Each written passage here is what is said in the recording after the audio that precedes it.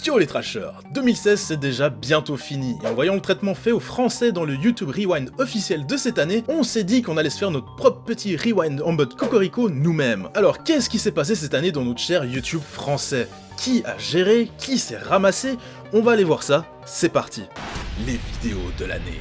On commence avec les vidéos françaises les plus vues en 2016. YouTube a sorti un classement officiel il y a quelques jours et il vaut ce qu'il faut. C'est limité à une vidéo par youtubeur et il semblerait qu'ils prennent en compte que les vues faites en France, pas celles en Belgique ou en Suisse par exemple. Mais bref, voilà le classement. En 5ème position, la recette pour faire le fameux bonbon au coca qu'on a vu un peu partout par Fast Good Cuisine. 4ème, le très bon remix Lui c'est Squeezie par Shindeai et Sacha de la team des Voxmakers, auquel on passe d'ailleurs un petit coucou. Bien joué les gens. Chaque jour a son lot d'aventures et de frayeurs. J'ai tout niqué, j'ai paniqué, j'ai tout niqué, j'ai pique-niqué. Mais tout ça c'est juste le quotidien d'un youtubeur déjà connu dans le milieu français.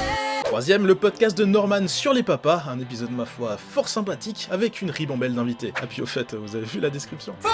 En 2ème, on retrouve le boss final du YouTube Game français, Cyprien, qui a d'ailleurs passé les 10 millions d'abonnés cette année. C'est son court-métrage La Cartouche qui le place en 2ème position. Une vidéo de 20 minutes où il partage l'affiche avec Ludovic, qu'on retrouve souvent chez Studio Bagel. Et enfin, en première position, le clip musical Je préfère te prévenir de la team du Lollywood qui est sorti pendant l'Euro de football. Cette vidéo a été partagée un peu partout, c'est pas très étonnant de l'avoir première. Et puis, c'est très bien réalisé et plutôt marrant. Je vais me nourrir à la bière, seul ou avec tous mes amis. Je vais me nourrir à la bière, dès midi, et aux chips aussi.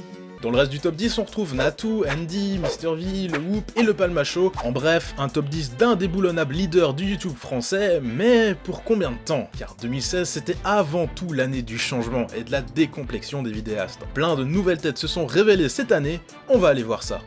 De nouveaux youtubeurs. Cette année, pas mal de vidéastes ont explosé en se concentrant exclusivement sur leur communauté et en s'en battant les couilles des critiques des autres youtubeurs et des gens en général. Celui qui représente le mieux cet esprit, c'est bien sûr Ibra TV, qui n'a laissé personne indifférent en cette fin d'année. C'est bien simple, il a gagné tous ses abonnés en 2016. Il a littéralement brisé le game avec ses caméras cachées et a réussi à fidéliser sa fanbase autour de répliques comme les fameux posts bleus ou les expériences sociales. La deuxième explosion, c'est celle de GameX13. À la base axé gaming, il fait maintenant un peu tout ce qui marche bien, des pranks, des tops, des dégustations, tout ça en n'hésitant pas à faire participer sa famille. On peut aussi parler de TheKerry78 et son style très particulier. Beaucoup l'ont connu pour ses dégustations de kebab et surtout toute l'histoire autour du drone qu'il a fini par faire voler dans son appart. Qu'on aime ou pas le personnage, c'était quand même des barres de rire.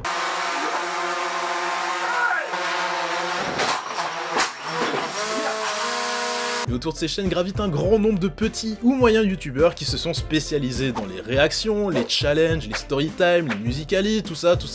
Je vous les cite pas, on pourrait tenir une vidéo entière là-dessus. 2016, c'est aussi l'année du boom des chaînes pour enfants. Je vous en avais parlé en avril avec Neoxys, les très jeunes regardent de plus en plus YouTube, ce qui explique l'explosion de chaînes comme celle de David Lafarge, le célèbre over de Booster Pokémon, ou dans un tout autre style, le studio Bubble Tea, Fun The Voice, ou encore le monde des Titounis. Et quelque chose me dit qu'en 2017, on aura encore bien plus de chaînes orientées à fond sur les plus jeunes qui vont exploser. Mais au fil de l'année, des voix se sont levées pour tenter d'endiguer ces youtubeurs nouvelle génération, voire carrément d'aller jusqu'à questionner leur éthique. On pense direct à Antox Calaboy et son double format, mes chers abonnements ou non-abonnements, où il encense ou démolit une chaîne de son choix chaque semaine. On vous invite d'ailleurs à aller voir la vidéo qu'il a fait sur nous il y a quelques mois et à lui envoyer quelques petits bisous de notre part. Yo les trashers. La deuxième à faire entendre sa voix, c'est Absol Vidéo, pas du tout le même registre qu'Antox. Absol se questionne plutôt sur des questions de fond concernant YouTube avec un ton et un rythme très posé. L'utilisation des enfants par leurs parents, le putaclic, l'argent gagné par les youtubeurs et j'en passe, plein de sujets intéressants traités avec sérieux. Dans les youtubeurs qui parlent de YouTube, on notera aussi la présence de Sir Gibbsy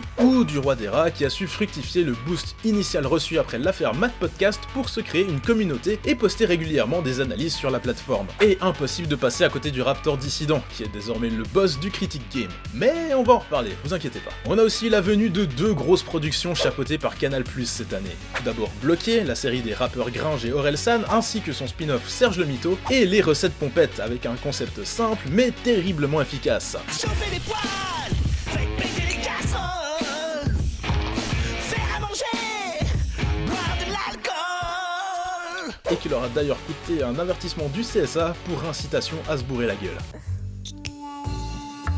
Quoi, il faut boire d'un coup? C'est mieux. Et je suis obligé de mentionner le Palma Show dans cette partie. Ils étaient un peu tombés dans l'oubli, mais cette année ils sont revenus en force avec une parodie géniale de PNL, un film et surtout leur vidéo Les Petites Victoires, qui est sûrement dans mon top 10 des vidéos les plus marrantes de l'année.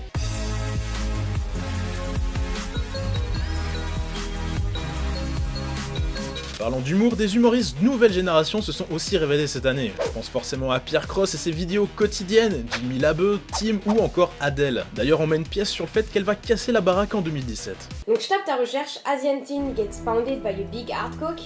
Hop. Waouh, c'est ignoble.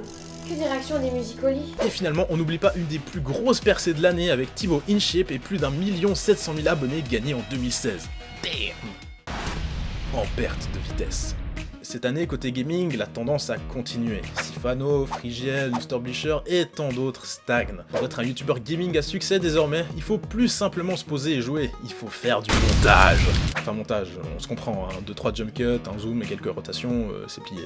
Que jamais Squeezie s'est imposé comme le gamer incontournable. Mais on n'oublie pas les montées fulgurantes d'Amixem, de Super Connard, de Panormal et de Wankill. Sinon vous vous rappelez, en juin, Ico et Clidéon vous avaient parlé de l'explosion des chaînes de top peu qualitatives. Les chaînes de top merdiques explosent. On a compté plus de 40 nouvelles. Beaucoup reprennent mot pour mot et thème pour thème ceux d'outre-Atlantique avec toute une ribambelle de sujets qui marchent. La mode des top PowerPoint a littéralement duré 3 mois et ils se sont tous cassés la gueule. Aucun n'a réussi à fidéliser un public comme peut le faire Doc7 par exemple, ce qui fait qu'il reste que 6 chaînes de top qui peuvent aborder 2017 sereinement. Top 6 des chaînes de top. En 6ème Trash, en 5ème Topito, ils sont très rigolos, en 4ème Poisson Fécond, même s'il fait plus de top.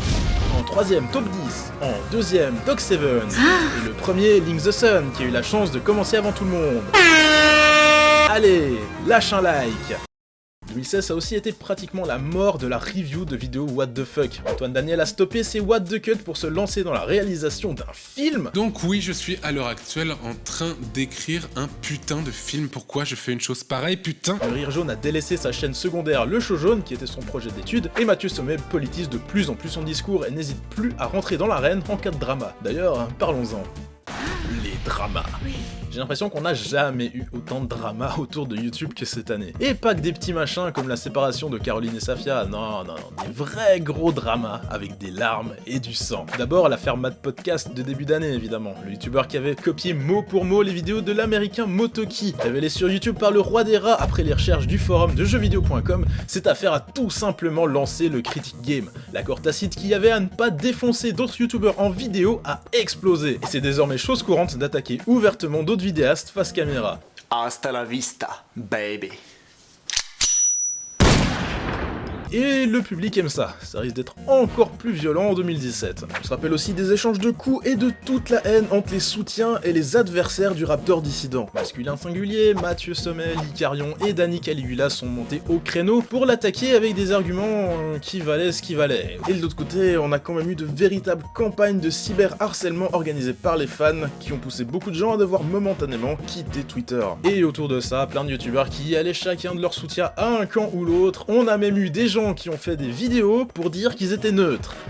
LOL. Mais on a aussi eu des dramas bien ridicules cette année, comme tout le bordel avant la Japan Expo avec ces youtubeurs qui se plaignaient en public de pas avoir été invités. Et quelques jours après, s'excusaient de leur coup de gueule une fois qu'ils étaient sûrs qu'ils pourraient bien participer. Bon, on les taquine, hein, en soi rien de grave, mais le problème c'est que la presse l'a carrément relayé, et certains ont très rapidement fait des raccourcis en mettant tous les youtubeurs dans le même panier. Et en fin d'année, on a bien sûr eu tout le beans autour du nouvel algorithme YouTube. Chacun y est allé de sa théorie, certains ont tiré à boulet rouge sur ceux qui considèrent profiter du système, bon, bref, pour plus d'infos, je vous laisse aller voir la vidéo qu'on a fait là-dessus. Mais 2016, c'est avant tout l'année où tout s'est accéléré pour nous. Le 3 janvier, vous n'étiez que 12 000 à suivre Trash quand est sortie la vidéo sur les youtubeurs oubliés. Un véritable buzz qui nous a fait entrer dans le YouTube game français. Le 12 mars, Trash dépassait Pokémon Trash et la hype ne s'est jamais vraiment étouffée depuis. On remercie Top 10 pour avoir parlé de nous en début d'année. Et numéro 1, Trash. Une chaîne qui fait des classements. Oh non, ça me fait mal de parler d'un concurrent, ça va lui faire de la pub en plus. Non, en vrai, ça je tenais à le dire, je trouve qu'il n'y a pas de concurrence sur YouTube, au contraire. Mais surtout vous, viewers, qui nous avez soutenus de façon géniale tout au long de l'année. En commentaires, sur Twitter, Facebook et en convention.